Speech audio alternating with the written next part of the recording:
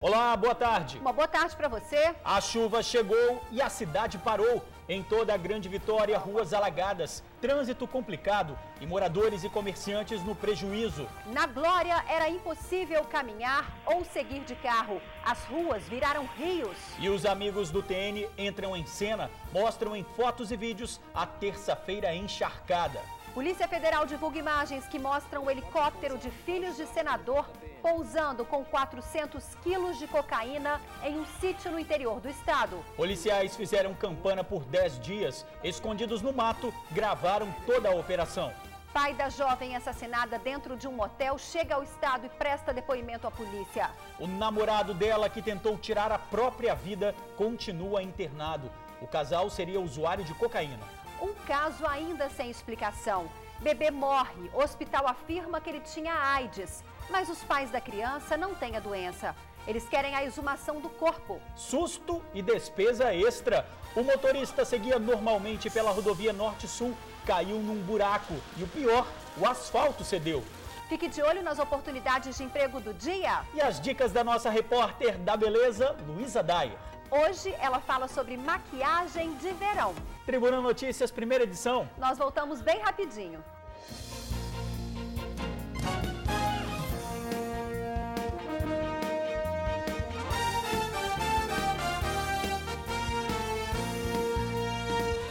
A chuva em Vitória. Comerciantes estão tendo muito prejuízo. Os clientes não conseguem chegar. Aliás, hoje quase ninguém consegue chegar a lugar algum. Em Vitória, os motoristas tiveram que ter paciência. Chuva é sinônimo de trânsito lento e de muito alagamento também.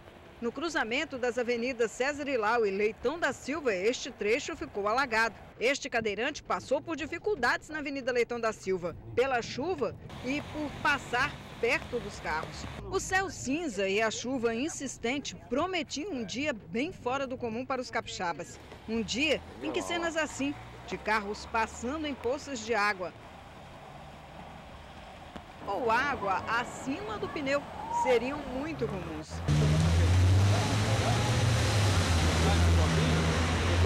Esse alagamento era na rua Desembargador Sampaio, bem perto da Avenida Nossa Senhora da Penha, em Vitória. Bem, nós estamos aqui na Praia do Canto, na rua Madeira de Freitas. Hoje, como vocês podem ver, a Rua Madeira mais parece a Lagoa Madeira de Freitas. Tem muitos comerciantes que estão reclamando dessa situação. Dizem que o problema aqui é bastante antigo e já pediram muitas providências à prefeitura.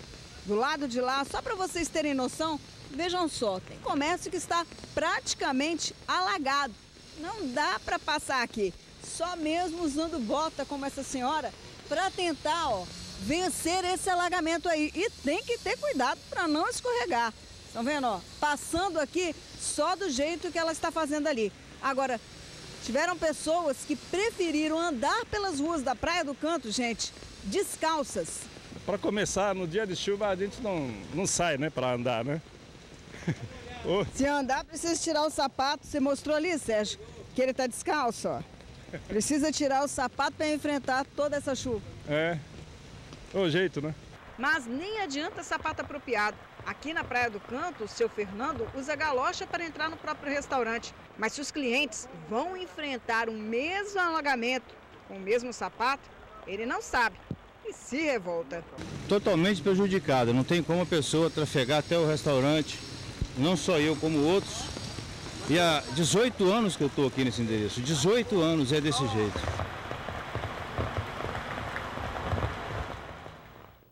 Pois é, a Defesa Civil Estadual está de plantão e equipes estão nas ruas orientando a população que enfrenta alagamentos e vive em áreas de risco. Qualquer dúvida é só ligar 193. 193.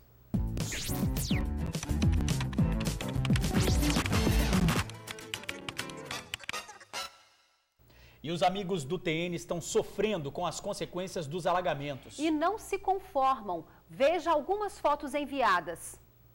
O Sherles Brito enviou várias fotos de Vila Velha. Teve até caiaque pelas ruas do bairro Ibis. Em Itapuã, ruas completamente alagadas. Parece até que tem correnteza. A Priscila Turco se aventurou na Avenida Luciano das Neves e não foi fácil. Em Soteco, o registro de Fábio Ferreira. O Alexandre Mendes fez um vídeo que mostra bem como ficaram as ruas em vários pontos de Vila Velha.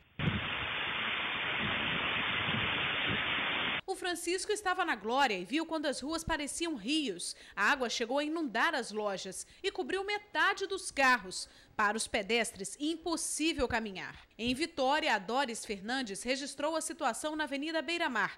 Olha a dificuldade de quem precisou pegar ônibus. A Larissa Eringer enfrentou o trânsito na Leitão da Silva e o Newton Farias tentou na Chafique Murá.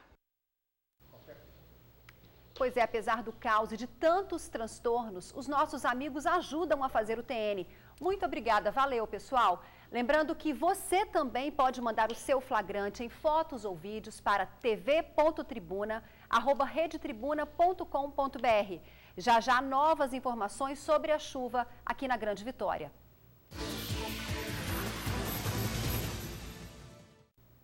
Emprego em hospital. São 30 vagas para técnico de enfermagem, auxiliar de serviços gerais, farmacêutico, auxiliar de manutenção, coordenador de nutrição e jardineiro. Cadastro pelo site www.evangelicovv.com.br. Pablo seguia tranquilamente pela rodovia Norte-Sul quando caiu num buraco e o asfalto começou a ceder. O susto foi grande e o prejuízo maior ainda. O estudante seguia para a casa da namorada em Morada de Laranjeiras quando o carro dele caiu em um buraco, que cedeu e virou uma cratera no meio da Avenida Norte-Sul. Uma roda dianteira estava presa ao vão e o peso do veículo era um agravante. Pablo conta que só viu a placa sinalizando o buraco quando saiu do carro. A placa que era para sinalizar está em pé a 5, 6 metros de distância, estava caída, praticamente caída.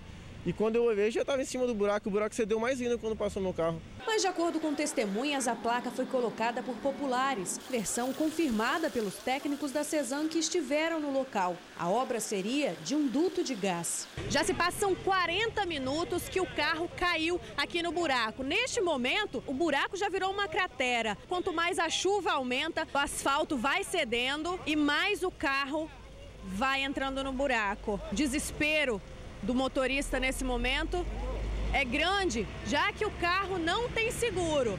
E também o risco aumenta, porque, segundo informações que nós tivemos aqui, um duto de gás seria o que passa aqui debaixo dessa obra. Uma obra, então, de instalação de rede de gás. A cada minuto que se passava, o desespero do jovem era maior. Perdi um carro novo que eu comprei não tem nem 3 meses. Você não tem seguro? Não tenho seguro. O que você está pensando em fazer olhando o teu carro aí? Ué, desesperado. Tenho que fazer. Conseguir um guincho foi difícil e demorado. O seu guincho tem lança, o seu guincho é melhor para esse aqui do que o meu. Só depois de 1h30 no sufoco é que o veículo foi retirado do local. O guincho deu apoio e a população cuidou do resto. Um alívio para o estudante que pretende entrar na justiça contra o responsável pela obra. A justiça, né? Lógico. Uma coisa eles vão ter que fazer para resolver meu problema. Complicado, hein? A Cesan confirmou que o local passou por uma obra recente e realmente por causa da chuva forte de ontem, o asfalto cedeu. Técnicos estão no local fazendo os reparos e a empresa disse ainda que já orientou Paulo Henrique a procurar o escritório da Cesan para que ele seja ressarcido dos prejuízos.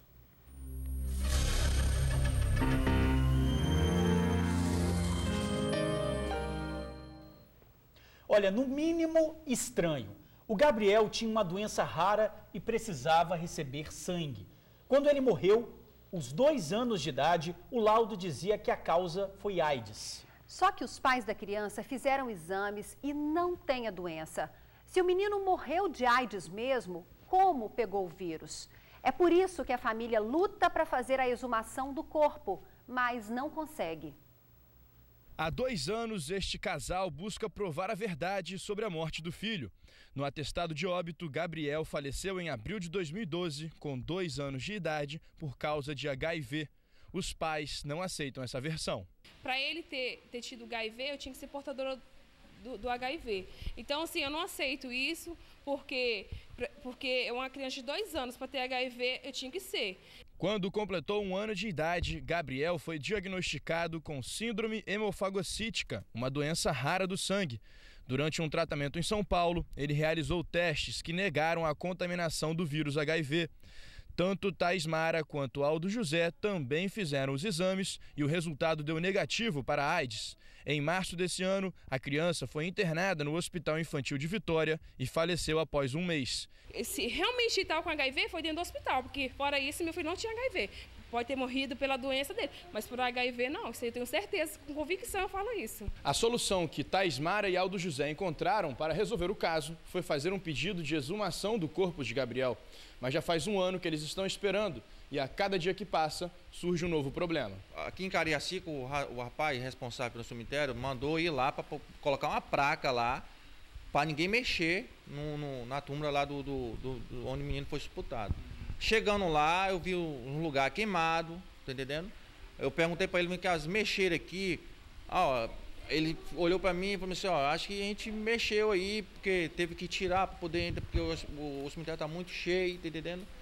Falei assim, rapaz, só que eu tô com processo na justiça, tá entendendo? Se vocês tirar aqui o corpo aqui e queimar a roupa, eu identifico o meu menino pela roupa. Se ele queimar a roupa dele, vou identificar como? Aí vai ter que fazer DNA. A polícia vai ter que ir lá, eles vão ter que ir lá. A dor e a saudade não vão passar, independente de uma resposta. Mas o que esse casal quer por direito é saber a verdade sobre o filho. Não adianta, o processo estar andando e eu não tenho a resposta que eu quero. A resposta que eu quero não tem, entendeu? Se não tem a resposta que eu quero, eu vou continuar no caso. Qualquer pai, se estivesse no meu caso, estivesse no meu lugar, não ia aceitar, porque isso é uma calúnia. Eu quero que essa calúnia seja resolvida, que mostre a verdade. Eu quero que eles dão resposta.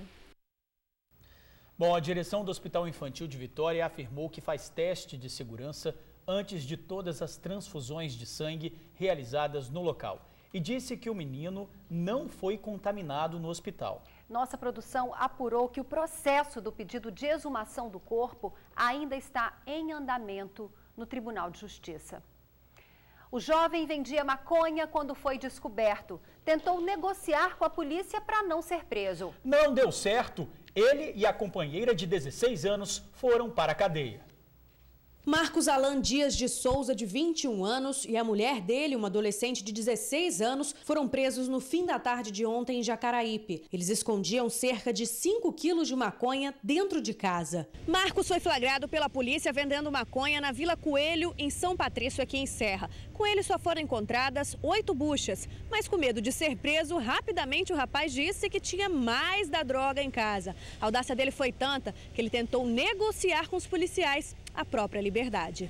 É claro que a tentativa do rapaz foi em vão. Ele, toda a droga e a companheira foram encaminhados para o DPJ de Laranjeiras. Ele automaticamente nos perguntou, foi bem claro, em perguntar se nos entregasse a droga ele poderia ir embora. Tendo em vista que ele pagou hoje nessa quantia de droga, a quantia de R$10 mil. Ele não queria perder o dinheiro, queria negociar com a polícia. Achou que pudesse negociar com a polícia? Na verdade, ele não queria perder a liberdade. Ele entregaria o material, porém, que não fosse preso. O caso da jovem assassinada pelo namorado dentro do motel. Testemunhas contaram à polícia que o casal estava brigando feio há vários dias. Jane Carlas, de 20 anos, foi assassinada pelo companheiro Anderson Pereira, de 36.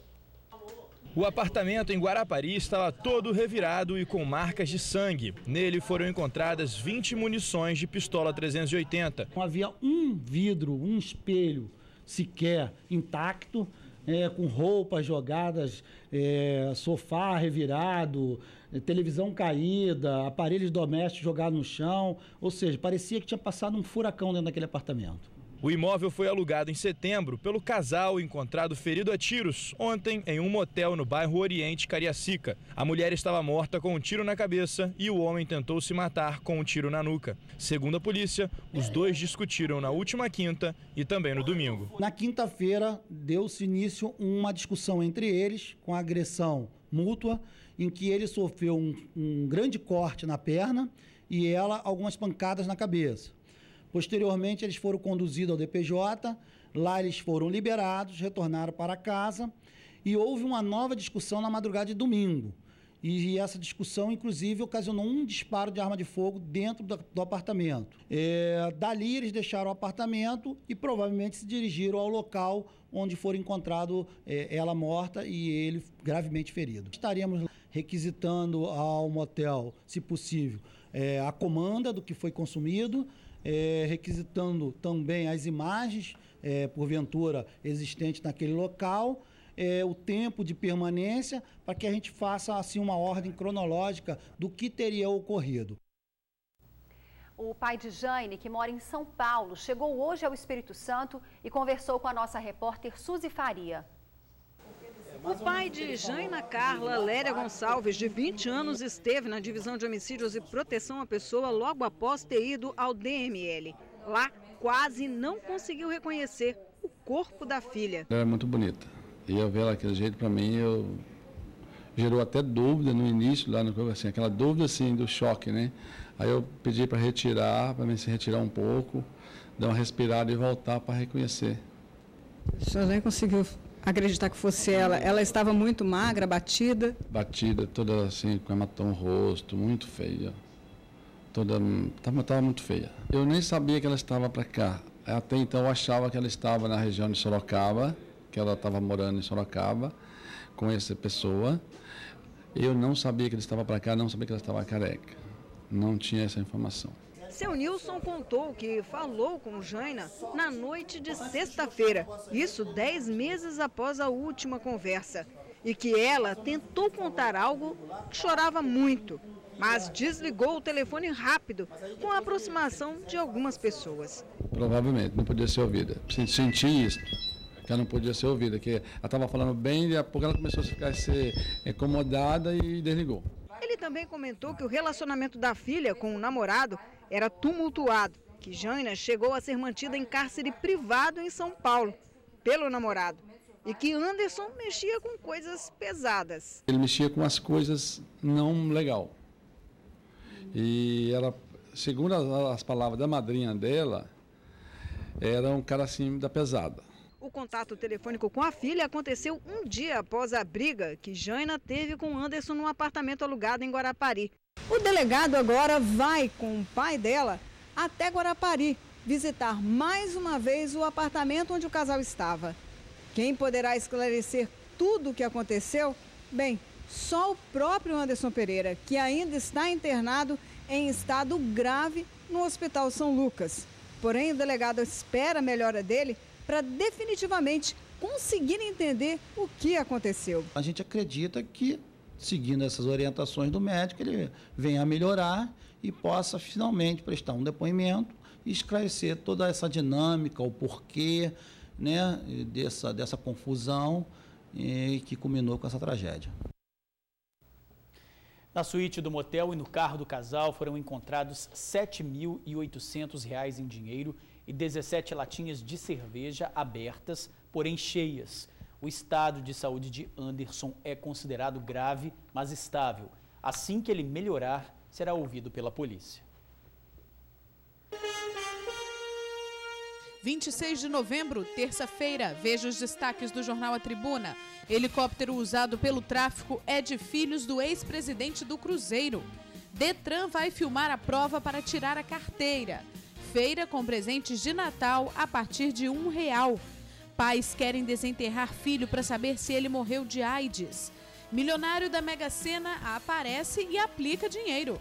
Aqui na foto principal, mistério na suíte 101 de motel. E você vai ler ainda em A Tribuna. No AT2, Anitta, mais poderosa e romântica. 600 empregos em novo shopping da Serra. E ainda, Flamengo aposta em seu trio de ouro.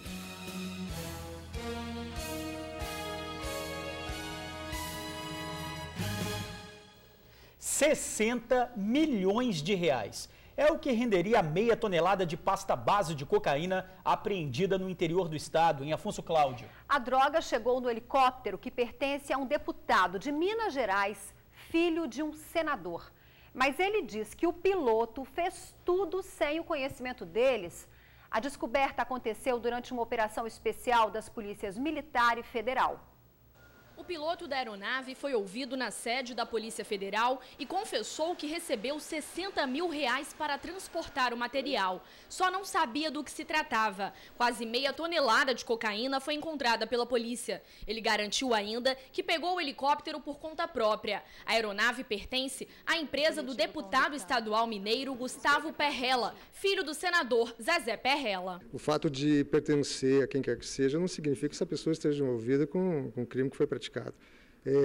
A investigação vai continuar, mas a princípio não se pode afirmar de forma alguma isso. O piloto disse que ele era empregado dessa empresa e que utilizou o helicóptero por sua conta e risco, por sua própria conta. A apreensão aconteceu nesta propriedade particular em Afonso Cláudio, região serrana do Espírito Santo. O helicóptero pousou e 2 pessoas se aproximaram. Começaram a descarregar a droga. Elas levavam a cocaína para um carro quando as polícias federal e militar agiram. É a primeira vez que eu tenho ciência que a Polícia Militar apreende uma aeronave trazendo droga de outro estado para cá.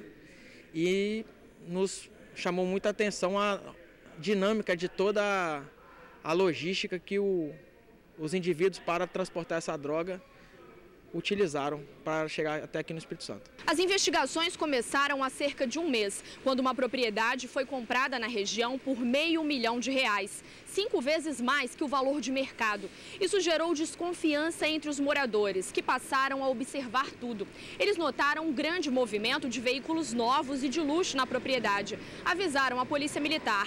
Como havia suspeita de tráfico internacional de drogas, a Polícia Federal também foi acionada. Desde a última quarta-feira, policiais militares e federais intensificaram a vigilância na região. O helicóptero, avaliado em R$3 milhões, transportava 445 quilos de cocaína com alto grau de pureza. De acordo com as investigações, parte da droga seria exportada para a Europa. Durante os trabalhos, os policiais também apreenderam R$16 mil em espécie. Além do piloto, outras 3 pessoas foram presas. Em entrevista à TV Alterosa, em Minas Gerais, o deputado mineiro Gustavo Perrella, que é um dos donos da aeronave, disse que o piloto usou o helicóptero sem autorização. A informação que eu tinha do piloto é que a aeronave estaria em revisão essa semana, por isso que eu não ainda utilizei no final de semana, eu estava em Brasília, e ele não tinha autorização para fazer nenhum tipo de voo sem o nosso consentimento. E a partir do momento que ele faz um voo sem o nosso consentimento, a aeronave foi fruto de um roubo. Então é esse o processo também que o piloto terá que responder. Ele era de confiança da família, vocês quando contrataram, enfim, olharam a vida pregressa dele? Sim, na verdade a contratação do piloto, o que pesou muito na contratação dele foram as horas de voo, né? Ele era um piloto experiente, ele não é de Belo Horizonte, mas até então, para mim, era uma pessoa de boa índole, então eu nunca esperava uma atitude dessa maneira. Eu não sei se ele foi coagido ou não, mas isso aí é questão da defesa dele. Olha, para chegar ao momento do flagrante, policiais militares do Serviço de Inteligência de Afonso Cláudio fizeram uma campana por 10 dias. E desde a quarta-feira passada chegou também o reforço da Polícia Federal. Veja os bastidores do momento em que o helicóptero chega à fazenda. O policial gravou tudo escondido no mato. Ele passa as coordenadas para as equipes. Helicóptero pousando, dá o start para o helicóptero da PM.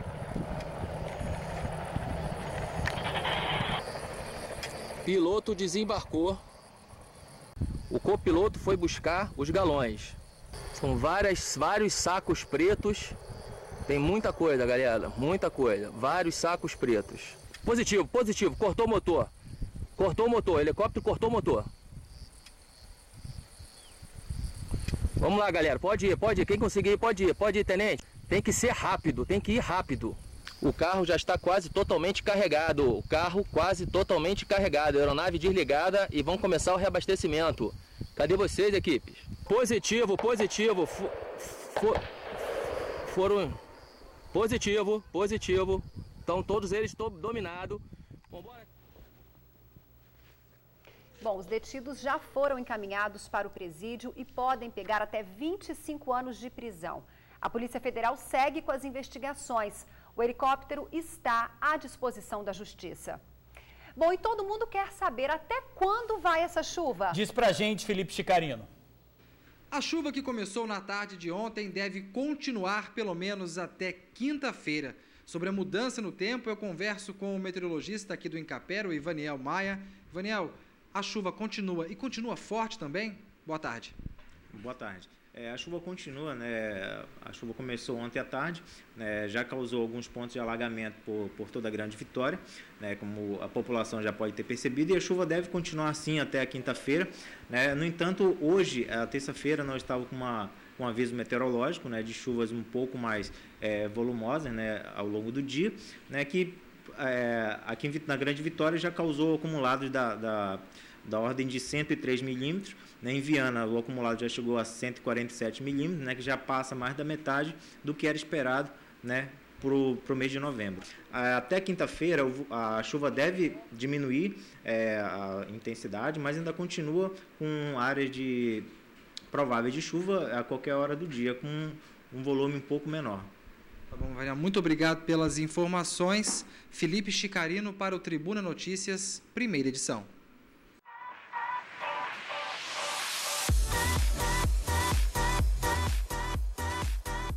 Olá, amigas do TN! Hoje eu vou dar uma dica que é a cara do verão, os delineadores coloridos.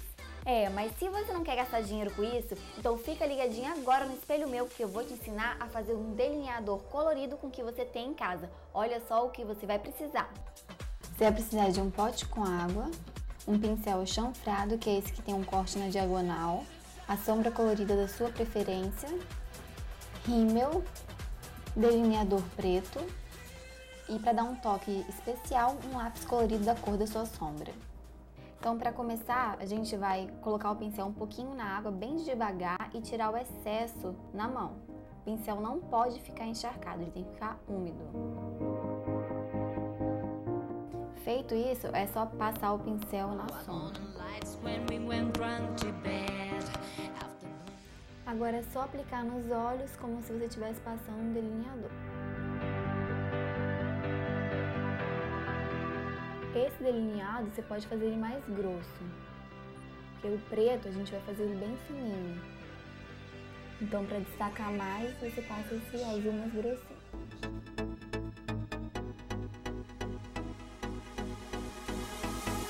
Agora é hora de aplicar o delineador preto bem rente aos cílios, tem que ser bem fininho.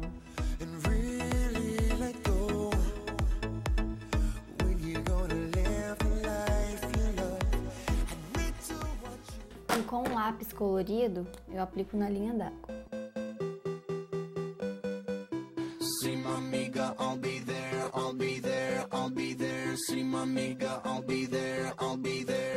Agora uma dica super legal. Para chamar atenção para o delineado e não para a sombra, a gente vai passar só uma sombra bem clarinha no côncavo, porque a gente quer deixar sempre aquele olho grande, né? E o côncavo, como eu já falei para vocês, deixa o olhar mais aberto. Então eu vou pegar essa sombra aqui, ó, bem discreta.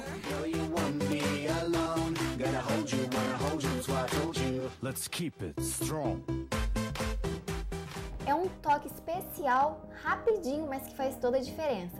Então é isso, eu espero que vocês tenham gostado. Na semana que vem eu te espero com novas dicas. Até lá! Depois dessas dicas, a gente espera que a chuva passe logo e que o sol volte a brilhar. Afinal, quem não quer sair com esses olhos poderosos? Eu amei, viu? E você, tem dúvidas sobre beleza, roupa, penteado, maquiagem? Então mande um recado para a Luísa. O e-mail é espelhomeutn@gmail.com. Bom, e nós voltamos em instantes com novas informações sobre a chuva em Cariacica e Vila Velha. A gente volta bem rapidinho, agora 12h28.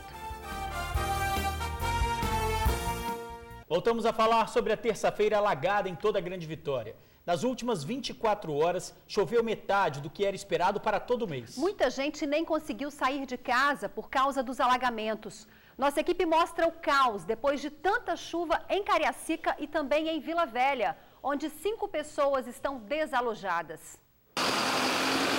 Cariacica amanheceu com várias ruas alagadas. Seguir o ritual diário não foi tarefa fácil. Josimário que o diga. Vontade de trabalhar ele até teve, mas não conseguiu sair de Jardim América. Tá difícil chegar lá, meu amigo. Tá esperando aí desde que horas? Rapaz, eu tô desde 6h10 na rua, cara. E pra ver se o tempo melhora, esperando um pouco, mas tá difícil. Com a força da chuva, este valão em obras entre os bairros Bela Vista e Valparaíso mais parecia um rio. A água chegou a invadir algumas casas. Andando pela cidade, nos deparamos com lixo espalhado pelas calçadas, o que pode contribuir e muito para os alagamentos. E em Cariacica, um dos bairros mais prejudicados é aqui, em Jardim Botânico. A água invadiu a casa do seu Luiz. Bom dia, seu Luiz, tudo bem? Tudo bem não, mais ou menos, né, seu Luiz? Graças a Deus também. A água pegou o senhor de surpresa aí? Se pegou de surpresa, graças a Deus que meus filhos estão bem. O senhor pode mostrar pra gente o que sobrou aí dos móveis, dos eletrodomésticos? Perdeu muita coisa, seu Luiz? Pobre não tem nada, né? Mas quando perde um garfo, perde tudo. Mais ou menos 1,5 metro de água na rua. A gente fica revoltado por quê? Porque por causa de uma pessoa só que aterra um quintal ali, prejudica todo mundo. Uma correnteza se formou na porta da casa de Viviane. A dona de casa está preocupada com a filha recém-operada. Cheguei com minha filha para descansar ontem, hoje aí começaram a chuva. Aí ela estava dormindo, acordei de manhã para fazer a mamadeira dela, que ela estava chorando. Cheguei também com a água toda lagoada, a sala, a cozinha, estava entrando pro quarto. Aí a gente levantaram e abriram a vala ali em frente à casa, que não dá nem para passar. Todo dia eu tenho que fazer limpar a cirurgia de minha filha no médico. Como eu vou passar aí agora? E em Vila Velha a situação não foi nada diferente. Quem precisou sair cedo para trabalhar também não teve escolha. O jeito foi encarar o alagamento. O trabalho do dia foi construir esta barreira para evitar o trânsito de veículos e impedir que a água ganhasse força e entrasse nas casas. Eu estou fazendo isso aqui justamente para os caminhões não passarem com alta velocidade, igual está passando aqui, para não acontecer igual já aconteceu na porta de ferro ali, ó. Eles passam em alta velocidade, faz aquela onda e arrebenta as portas de ferro tudo. E a previsão é de mais chuva para esta terça-feira. Chuva que provoca incoerências. Uns convivem com os prejuízos e outros aproveitam para se divertir. E uma última informação, um acidente grave aconteceu agora há pouco em Cachoeiro de Itapemirim. 2 veículos se chocaram e 4 pessoas morreram. A pista no quilômetro 416 da BR-101 está parcialmente interditada. Uma boa tarde para você.